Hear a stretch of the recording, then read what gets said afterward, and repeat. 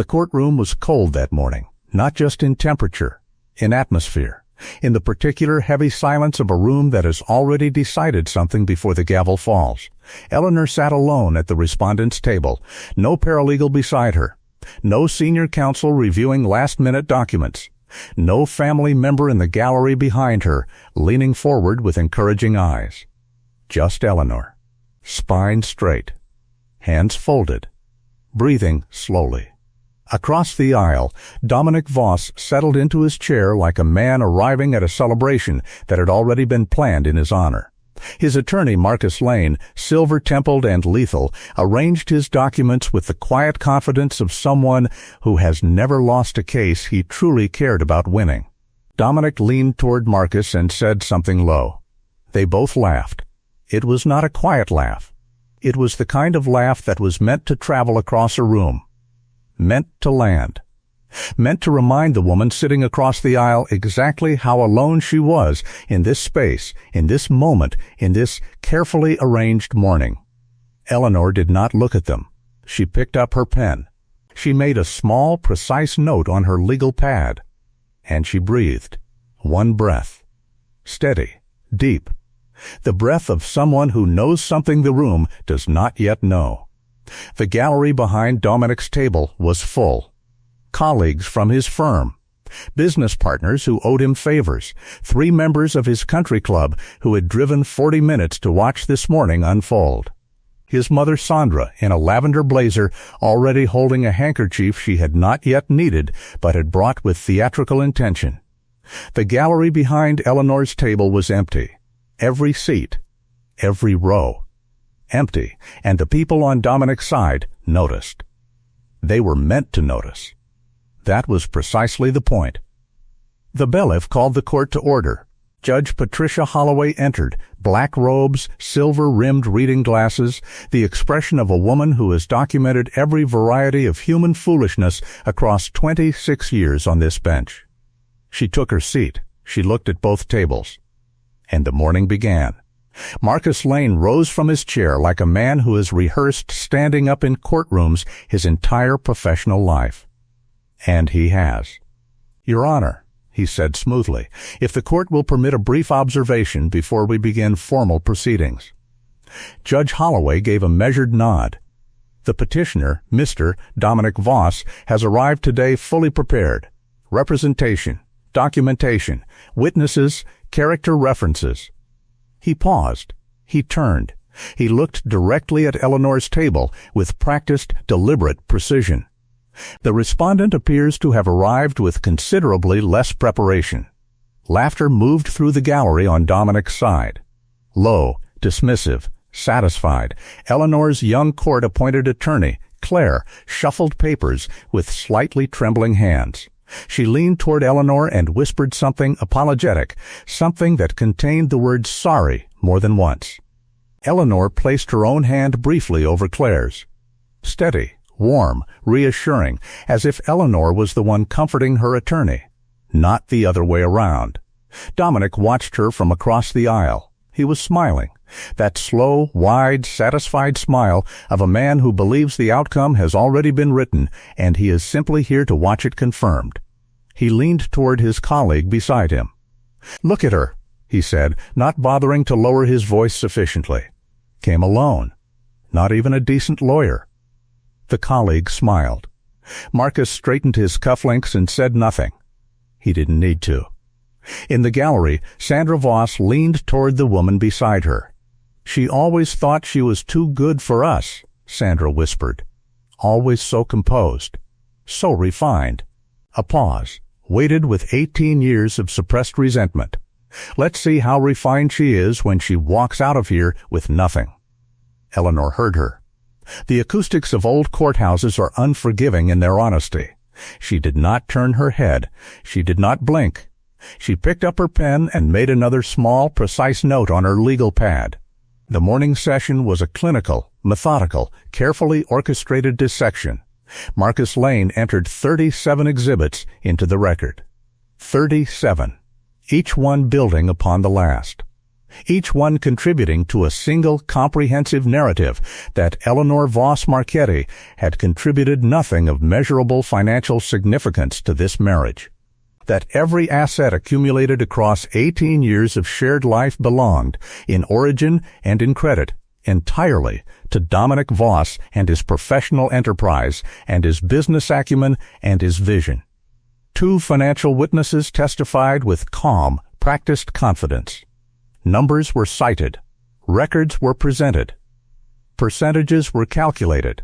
Claire objected 6 times. She was sustained twice.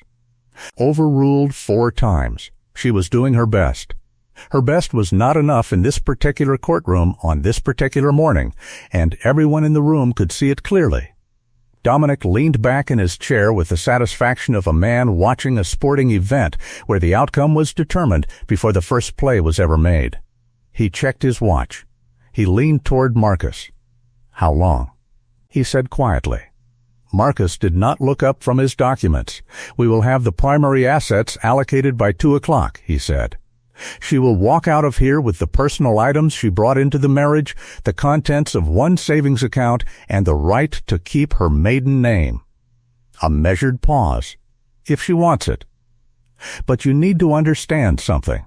You need to understand who Eleanor Voss Marchetti truly is, not who Dominic told his friends she was at dinner parties and charity galas and country club lunches, not the quiet, beautiful, somewhat passive wife who smiled appropriately for photographs and never asked complicated questions in public. You need to understand the bloodline. Because Eleanor did not arrive in this world without context. She arrived with a name, and that name carries weight that no courtroom exhibit can quantify. 3 weeks before this morning, in a study-lined floor-to-ceiling with leather-bound books, Eleanor sat across from her father in the firelight. Dark wood panels surrounded them. The smell of beeswax candles and old knowledge filled the room. A fireplace burned between them, steady and warm. Senator Augustine Marchetti watched his daughter across the flames. He is 68 years old. 6 feet 3 inches of contained institutional authority. Silver hair. Eleanor's same amber eyes, though his carry decades of deliberate power behind them. He has served 3 consecutive terms in the United States Senate. Before that, State Attorney General. Before that, the founder of one of the most respected private equity firms in the northeastern corridor of this country. He is not a man who loses things he cares about protecting. And Eleanor is the thing he cares about most in this world. "Eleanor," he said quietly, his voice low and certain in the firelit room, "you do not have to do this alone." She looked at the fire for a long, considered moment. "I know, Papa," she said finally. "That is precisely why I am choosing to." He studied her face. That face he has known since the moment it first appeared in this world and astonished him completely. "He doesn't know who you are," Augustine said. "Not really. Not fully." Eleanor's lips curved into something small and knowing and a little sad. "No," she said. "He thought he was marrying a beautiful accessory, a composed, well-mannered woman who would make his table look impressive and never ask complicated questions and never require anything more than to be included in the photographs." A pause. "He didn't understand that I was choosing to be those things, not that they were all I was." Augustine leaned forward. "Then let me come. Let me bring the full weight of Not Yet Papa." Her voice was firm but gentle, the voice of someone who has thought this through completely and arrived at a decision that is not negotiable. "I need them to show me who they are, fully, without the restraint that comes from knowing you are in the room. I need the court to see what they do when they believe I have nothing. Because that evidence, that character evidence, is worth more than anything Marcus Lyon can present in 300 exhibits." Augustine was quiet for a long moment. He looked at his daughter the way you look at something that continues to astonish you even after decades of knowing it. "Your grandmother said the same thing," he said finally. Something close to emotion moved across his controlled face. "When I told her what was happening, she said, 'The girl knows what she is doing.'" Augustine, a pause. "The Marchetti women always do." Eleanor's eyes softened. just briefly. Just enough to let the firelight see the depth behind the composure. "Tell grandmother I love her," she said. Augustine stood. He placed one large, steady hand on his daughter's shoulder. "We will be ready," he said. "The moment you need us, we are already there. Do you understand me? We are already there." The Marchetti family is not simply wealth. Wealth is something you accumulate over time with sufficient effort and opportunity. The Marchetti family is legacy, and legacy is something entirely, fundamentally different. It is institutional. It is relational.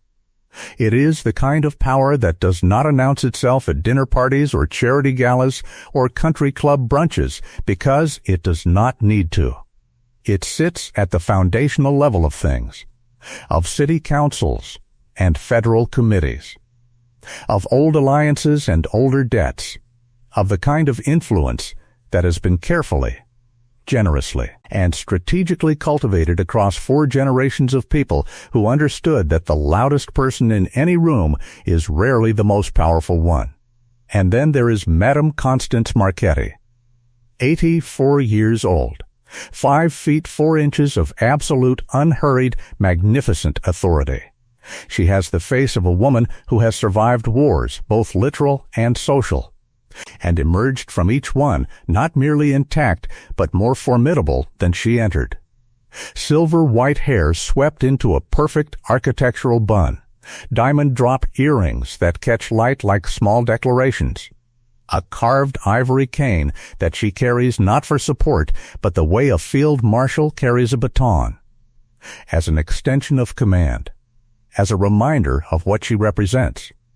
She has been on this earth long enough to have outlasted every single person who ever underestimated someone she loved, and she has never, in 84 years, forgotten a single one of them. Eleanor chose to walk into that courtroom alone for the same reason a master chess player sometimes sacrifices a pawn, not because the pawn has no value, but because allowing it to be taken creates the precise conditions necessary for something far more decisive, far more permanent, far more satisfying. She spent 18 years inside Dominic's world. She watched him. She understood him. She understood that his greatest, most exploitable weakness was his absolute certainty, his bone-deep, unexamined confidence that the world arranged itself into 2 categories of people, the powerful and the powerless, and that he could always, at a glance, determine which was which. He looked at Eleanor and saw powerless. He had been looking at her for 18 years and seeing powerless. She needed him to bring that certainty into a courtroom. Under oath. On the official record, in front of a judge who would remember everything. The plan was already in motion. It had been in motion since the morning Dominic filed the divorce papers with a smile on his face and a glass of champagne waiting at his office. By 11:30 in the morning, Dominic's confidence had expanded to fill the entire room. It was visible in the way he sat, in the way he responded to Marcus with quiet, satisfied brevity, in the way his eyes moved occasionally to Eleanor's table with the comfortable, dismissive attention of someone watching something that no longer concerns them. He had won. He was certain of it. The only remaining question was the precise timing of the formality.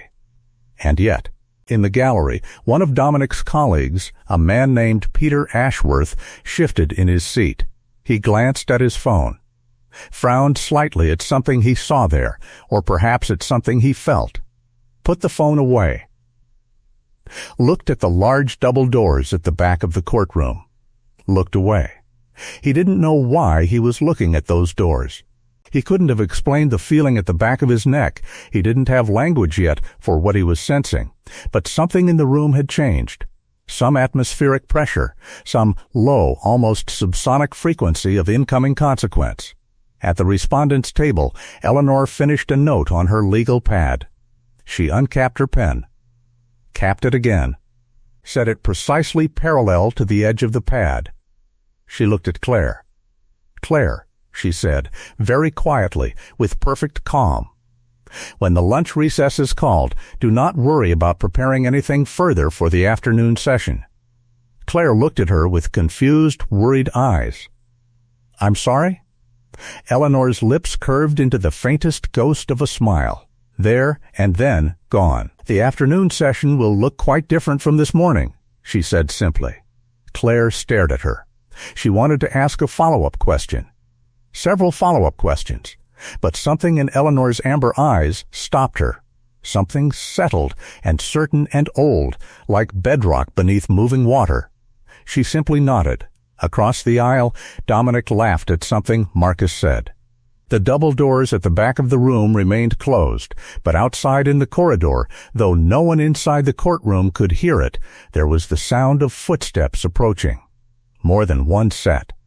Moving with the measured, unhurried cadence of people who have never needed to hurry because rooms have always waited for them.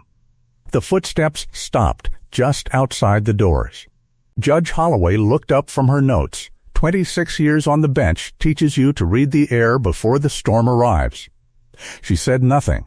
She simply watched. And waited. The lunch recess emptied the courtroom. Dominic's gallery moved into the corridor in a loose celebratory cluster. His mother, his colleagues, the country club associates. Their voices were relaxed and buoyant with the easy, unguarded confidence of people watching an expected outcome materialize exactly as planned. Eleanor did not move from her table. She sat alone in the rinsed, quiet afternoon light falling through the high courtroom windows. Claire had stepped out to make a phone call, glancing back at Eleanor with worried, apologetic eyes before the heavy door swung closed behind her. The bailiff stood near the side exit, otherwise the room was empty, and Eleanor was its only occupant, sitting in the silence of it. In the particular quality of that silence that exists only in rooms that have witnessed too much human sorrow to be entirely neutral about it. This is the moment the dramatic recordings never show. Not the gavel falls and the objections and the theatrical courtroom speeches. This moment.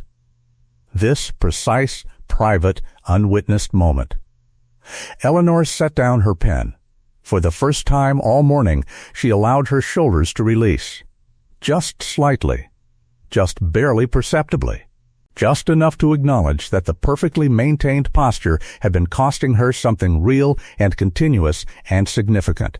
She looked at her hands, at the thin gold chain at her wrist, a family heirloom. Her grandmother had placed it there the morning she left for university, a Marchetti tradition, the matriarch to the next generation, a physical reminder of connection and lineage and the unbreakable, unconditional covenant of family. A reminder that you are never, regardless of what the room around you suggests, truly alone. Her eyes closed, just for a moment. She is 34 years old, and she has given 18 of those years to this marriage, to this man, to the careful, endless, largely invisible work of building a household and a social calendar and a public image that served his ambitions and his comfort and his carefully curated sense of himself. And now he stood 40 feet away in a marble-floored corridor, laughing with his friends, drinking coffee from a paper cup, certain that he had already won everything he came here for. One tear. Just one.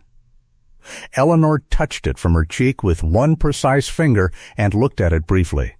The way you look at evidence of something you have not fully permitted yourself to feel. Then she exhaled. Long, controlled, the breath of someone releasing the last weight they intend to carry alone. She picked up her pen. She made one final note on her legal pad in her careful, elegant handwriting. The moment of maximum darkness precedes the dawn by exactly one breath. She capped the pen. She straightened her blazer. She touched the gold chain at her wrist. One quiet, deliberate touch. The way you touch a compass before the last leg of a long journey. And then from somewhere beyond the heavy double doors at the back of the courtroom came the sound of footsteps. Not hurrying. Never hurrying. the footsteps of people for whom the world rearranges itself. Eleanor did not turn around. She smiled. The afternoon session resumed at 1 o'clock. Dominic's gallery refilled with the loose, satisfied energy of people returning to watch the final act of something already decided. Dominic re-entered with Marcus, deep in conversation, neither of them looking at Eleanor's table. Why would they? Nothing had changed. Nothing was going to change. Judge Holloway retook the bench. The bailiff called the room to order. "We are resuming the afternoon session of Voss versus Marchetti-Voss," Judge Holloway said. "Counsel, are we prepared to?" And then it happened. The double doors at the back of the courtroom opened. Not burst, not crashed, not slammed. Opened with the slow, deliberate, tidal weight of something inevitable. Something that had been in motion since long before this particular morning. Every head in the room turned. Instinct, the way you turn toward a sudden shift in light, toward a change in air pressure, toward the sound of something arriving that rewrites the entire composition of the room it enters. And through those doors, in absolute, regal, unhurried silence, came Senator Augustine Marchetti. Charcoal bespoke suit of extraordinary precision. Pale silver tie, the senatorial pin on his lapel catching the courtroom's fluorescent light like a small, declarative, unmistakable point of punctuation. 6 feet 3 inches of contained, institutional, generational authority. He did not walk into the room. He entered it. There is a distinction between those two things, and this room understood the distinction immediately and completely. Behind him, and this is the moment that stopped every breath in the gallery simultaneously, behind him came Madame Constance Marchetti, 84 years old. Diamond earrings, black Chanel, pressed to architectural perfection, not a single thread out of its intended place. The carved ivory cane moving with her in perfect rhythm. She moved through the courtroom the way glaciers move through landscapes. With geological certainty. With the absolute, unhurried authority of something that has existed long enough to know that urgency is only ever felt by people who are uncertain of the outcome. She was not uncertain. She had never been uncertain about Eleanor. Not for a single day of 84 years. Behind them, 3 additional figures entered in precise, practiced formation. 2 men in dark suits of the kind worn by senior partners whose names appear on firm mastheads in cities on 3 continents. And beside them, a woman in a navy blazer carrying a leather briefcase bearing the emblem of the United States Senate Judiciary Committee. The doors closed behind them. The silence in the courtroom was so complete, so sudden, so total that you could hear the fluorescent lights humming in the ceiling. You could hear people remembering how to breathe. Dominic's smile froze, not disappeared. Froze as if the muscles responsible for maintaining it had simply, instantaneously stopped receiving the signal that made them function. He was still, jaw slightly open. Steel blue eyes tracking Senator Augustine Marchetti's movement across the courtroom floor with the particular, helpless expression of a man whose brain is attempting to process information that directly contradicts every assumption his entire morning was constructed upon. Sandra Voss, in the gallery, the lavender blazer suddenly looking less festive than it had an hour ago, felt the color leave her face in a single rapid withdrawal. Her mouth opened. No sound emerged. The handkerchief was still in her hand. Useless now. Entirely, completely useless. Marcus Lane, to his considerable professional credit, recovered faster than most people in that gallery. But for 2 full, visible, undeniable seconds, even Marcus Lane went completely still. His pen stopped moving mid-sentence. His eyes tracked from Augustine to Constance to the 2 senior attorneys now settling into seats beside Eleanor's table with the organized ease of men who have been preparing for this specific, particular afternoon for several weeks. Senator Augustine Marchetti walked directly, without hesitation, without acknowledgement of anything or anyone else in the room, to Eleanor's table. He did not look at Dominic. He did not look at the gallery. He did not look at Marcus Lane or the 37 exhibits or the morning's carefully constructed, painstakingly assembled architecture of humiliation. He walked to his daughter. He placed one large, steady, certain hand on her shoulder. And he bent forward and pressed one kiss, quiet and absolute, to the top of her head. It was the most powerful thing that had happened in this courtroom all day. More powerful than any exhibit, more powerful than any testimony, more powerful than 37 documents or 2 financial witnesses or the practiced confidence of the most expensive attorney in the room. One hand on one shoulder, one kiss on one head. And the entire room understood, in that single moment, that they had been reading the wrong story all morning. Eleanor's eyes closed briefly. When they opened, they were amber and luminous and completely, finally, utterly at peace. Madame Constance Marchetti navigated the aisle with her ivory cane and took the seat on Eleanor's opposite side. She did not sit so much as establish position. She settled into the chair, set her cane precisely across her knees, and turned to survey the gallery with the slow, deliberate, comprehensive attention of a woman who has been waiting for this exact moment for 18 months and intends to miss nothing. Those ancient gray eyes moved across every face, every single face, like a lighthouse beam that illuminates whether you want it to or not. When her gaze reached Dominic, she held it. She held it for a long, terrible, magnificent, unhurried moment. And then she turned away, as if he was not worth the sustained attention of someone who has more important things to consider. It was the most devastating dismissal in a room full of devastating moments. One of the senior attorneys rose from his seat. His voice was unhurried and beautifully calibrated. The voice of a man who has addressed the Supreme Court and found it a perfectly reasonable professional engagement. Your Honor, Ellison Carmichael, of Carmichael, Webb & Harding. I will be joining as lead counsel for the respondent, Eleanor Marchetti Voss, effective immediately. My colleagues, Mr. Reeve and Ms. Tara Hollins of the Senate Judiciary Affairs Division will be serving as co-counsel. A pause, clean and deliberate. We apologize for the delay in this representation. It was, I should note for the record, entirely intentional and entirely at the respondent's personal request.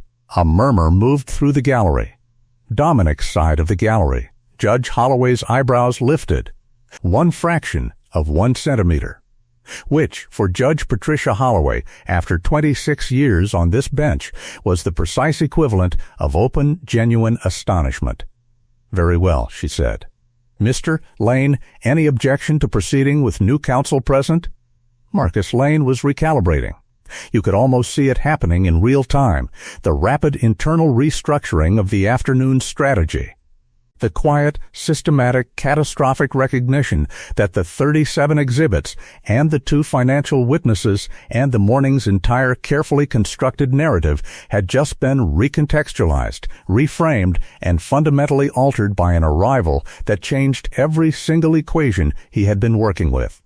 No objection, Your Honor, he said. Controlled, professional, and beneath that, something that Marcus Lane very rarely experiences in courtrooms. Uncertainty. Ellison Carmichael was on his feet for 38 minutes. 38 precise, methodical, devastating minutes. He dismantled every financial argument Marcus Lane had spent the morning constructing. Not with aggression.